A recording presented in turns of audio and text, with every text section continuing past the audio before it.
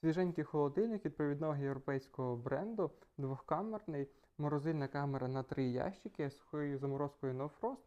На дверцятах є 3 полички, в комплект входять лоточки для яєць, сенсорне управління, є LED-підсвічування, дуже гарно виглядає.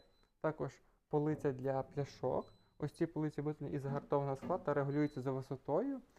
Є ящик зони свіжості з регулюванням вологості для кращого зберігання овочів, фруктів, м'яса та риби, та сенсорне управління з функцією суперзаморожування та звуковий сигнал відчинених дверцят.